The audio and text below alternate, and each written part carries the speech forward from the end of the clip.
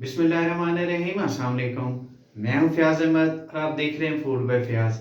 आज मैं बनाने जा रहा हूं दाल माश देसी घी में, न्यू स्टाइल में। तो चलिए शुरू करते हैं। आज की हमारी स्पेशल दाल माश की रेसिपी के लिए मैंने ली है दाल। इसको मैंने बॉईल कर लिया है। इसके लिए मैंने लिया है जी 1 अदद प्याज, उसको छोटा छोटा काट लिया है। इसके लिए मैंने लिया है जी 1 अदद टमाटर, इसको भी मैंने छोटा छोटा काट लिया है।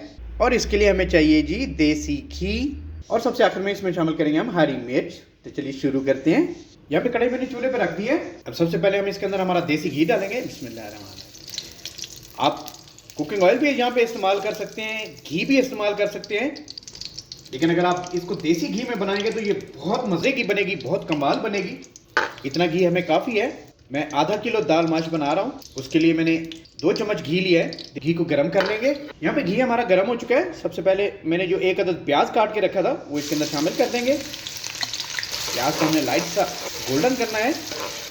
प्याज हमारे तकरीबन लाइट गोल्डन हो चुके हैं। यहाँ पे हम इसके अंदर शामिल करेंगे टमाटर। 1 अदद टमाटर लिया था मैंने। टमाटर डालने के बाद मैंने तकरीबन 2 मिनट इनको फ्राई कर लिया है। हमारे प्याज और टमाटर अच्छे से हो चुके हैं फ्राई। अभी से इसकी कमाल खुशबू आ रही है हमारे देसी घी की। अब यहाँ पे मैंने लिया है अदरक लहसुन का पेस्ट, उसके अंदर मैंने पानी मिक्स किया है, ये अब इसके अंदर शामिल कर देंगे।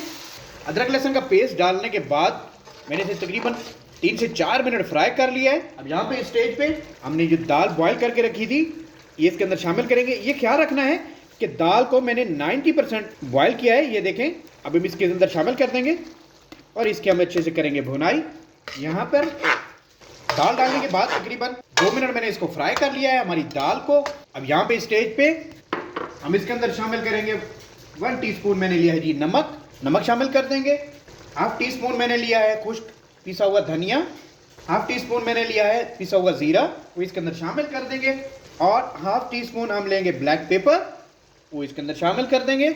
और हाफ टी स्पून मैंने लिया है जी वाइट पेपर, वो इसके अंदर शामिल कर देंगे। शामिल करने के बाद हमने करना है जी मिक्स अच्छी तरह इसको। नमक मिर्च मसाला डालने के बाद मैंने 2 से 3 मिनट हमारी दाल को कर लिया है जी फ्राई अच्छे से। अब यहाँ पे मैंने लिया है हाफ कप दही, इसके अंदर डाल देंगे।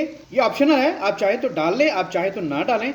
लेकिन अगर डालेंगे तो बहुत कमाल जायका आएगा इसका।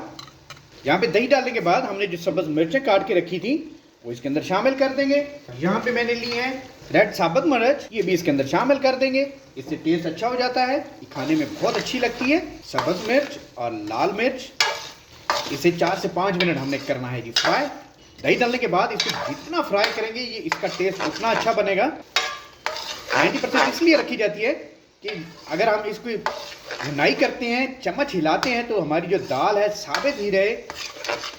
ये देखने में भी अच्छी लगती है और टेस्ट भी अच्छा आता है इसका।